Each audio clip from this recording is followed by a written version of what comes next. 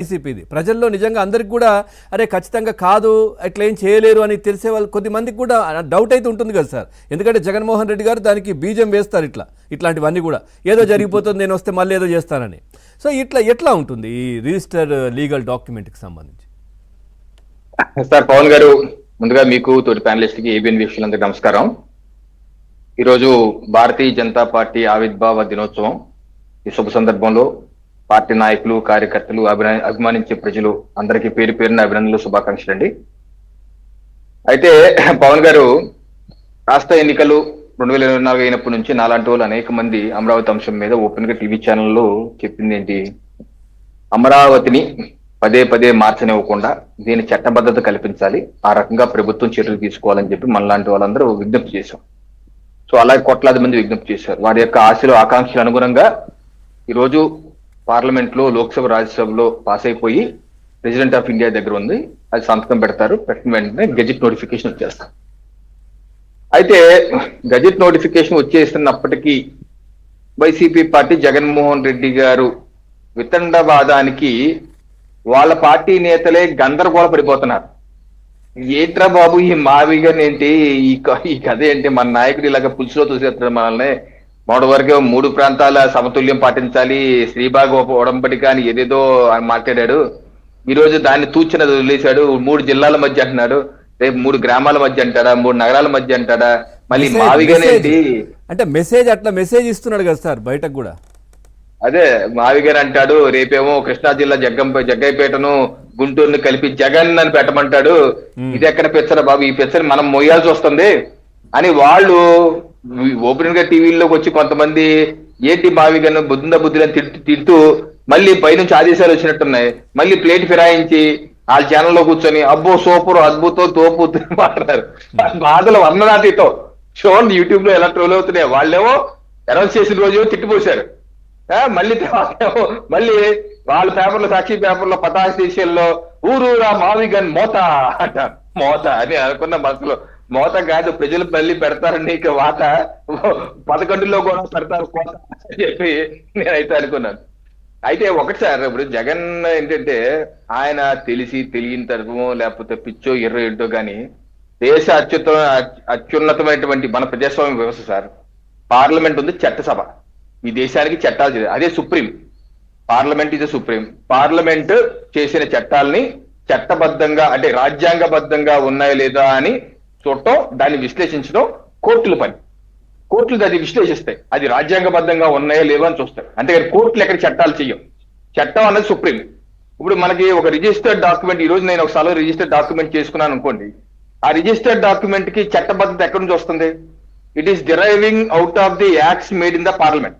Parliament లో చేసిన stamps and registration చట్టం నుంచి అది పవర్స్ తీసుకుంటుంది, ఆ డాక్యుమెంట్ పవర్ తీసుకుంటుంది. అంటే ఎవరు సుప్రీము, ఎవరు బాస్ ఇక్కడ? Parliament is the boss. అందుకనే పార్లమెంట్ చేసిన చట్టం సుప్రీం, మిగతా అన్ని దాని కిందే. మన రిజిస్టర్డ్ డాక్యుమెంట్ పెట్టుకున్నా, ఏది పెట్టుకున్నా అది సుప్రీం కాదు, పార్లమెంటే సుప్రీం. అందుకనే జగన్మోహన్ రెడ్డి గారికి సంబంధించినటువంటి వ్యక్తులు ఇది నిలవదు అని చెప్పిన అబద్ధాలు వాళ్ళు మూర్ఖపు సైన్యం ఉంటారు. ఒక సైతాన్ సైన్యం అంటారు వాళ్ళ చెల్లి, ఆ సైతాన్ సైన్యం ఉంటారు, వాళ్ళు అలాగే ప్రచారం చేస్తారు. వాళ్ళు అలాగే ఒక 20%, 10% ఉంటారు, వాళ్ళు అలాగే చేసుకుంటారు. వాళ్ళు మనం కన్విన్స్ చేయలేం. ఎందుకంటే జగన్ చెప్పేశారు వాళ్ళకి, మావిగన్ అంటే మిచిగన్, మావిగన్ అంటే పారాగన్ అని జగన్ చెప్పేశారు కాబట్టి అది వాళ్ళు వింటారు. ఇంకా వాళ్ళు మార్చలేము, ఆ బ్యాచ్ వదిలేదు. ఆ బ్యాచ్ కోసం మనం ఏదో అవసరం లేదు.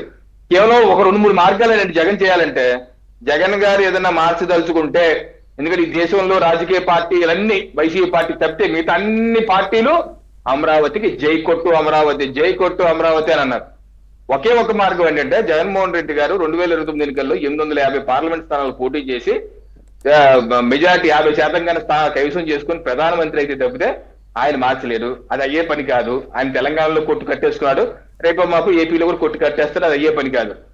అయితే ఆయన ఒకవేళ అవదు 2029లో కనుక ఆయన మళ్ళీ ప్రభుత్వం వచ్చే, ప్రజలు కూడా గమనించాలి. 2029లో మళ్ళీ అధికారులకు వచ్చారనుకోండి, తప్పనిసరిగా అమరావతి పనులు ఆపేస్తాడు.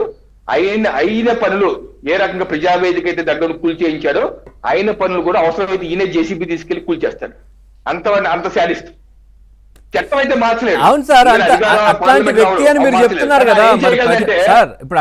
కూల్చేయగలడు, రెండేం చేయగలండి పవన్ గారు?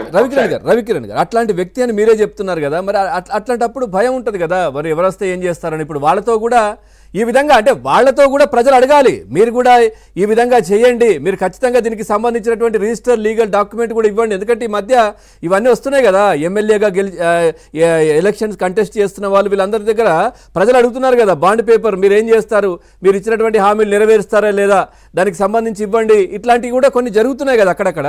ఇదిని కూడా ప్రజలు అడిగితే బాగుంటుంది కానీ కదా. దానికి లీగల్ స్టాండ్ ఏమి ఉండదండి. ఇప్పుడు ఆయన ఇచ్చారు, రిటైర్డ్ ఐపీఎస్ వైజాగ్ లో పోటీ చేసి ఆయన ఏదో బాండ్ పేపర్ ఇచ్చాడు. ఆయన ఏది నేను గెలిచినా ఓడినా వైజాగ్ లో ఉంటారు, ఎక్కడున్నారు, ఏదో మల్టీనేషనల్ కంపెనీలో డైరెక్టర్ గాను ఏదో జాయిన్ అయ్యాడు, ఆయన వైస్ ప్రెసిడెంట్ గాను. ఆ డాక్యుమెంట్ పట్టుకుని కోర్టుకు వెళ్ళాలి నేను ఏమన్నా? దానికి ఏమి లీగల్ స్టాండ్ ఏమి ఉండదండి. దానికి ఏమీ కాదు. దేశ పార్లమెంట్ చట్టాలు మనం తప్పు చేయకూడదు. పార్లమెంట్ చేసేసింది, పార్లమెంట్ చట్టం చేసి అది మార్చాలంటే మళ్ళీ పార్లమెంటే మార్చాలి. అది పార్లమెంట్ మార్చాలి అంటే మీకు అధికారం రావాలి, నీకు మెజారిటీ రావాలి, వైసీపీకి మెజారిటీ రావాలి. అయితే అవుతుంది. ఇంకోటి ఏం చేయగలదంటే నేనన్నట్టు వాడు కూల్చేస్తారు, ఆపేస్తారు నిర్మాణం. ఇంకోటి ఏం చేస్తాడంటే చట్టం మార్చకుండా కాముగా కాకినాడలో ఒక అసెంబ్లీ కట్టేస్తాడు.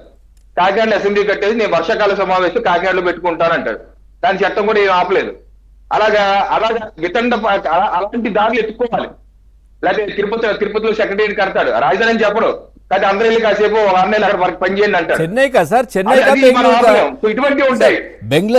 చేయగలనే కానీ రాజధానిని మార్చేస్తాను, అమరావతిని మారుస్తాను అన్నది జగన్మోహన్ రెడ్డి గారు తల్లో జేజమ్మ దిగొచ్చినా సరే ఆయన వల్ల కాదు, ఆయన మాట. అందుకే రాష్ట్ర ప్రజలు రాష్ట్ర శ్రేయస్సు కోసం వైసీపీ పార్టీని పూర్తిగా భూస్థాపితం చేసి బంగాళాఖాతంలో కలిపేయాల్సిన అవసరం ఉంది ఈరోజు.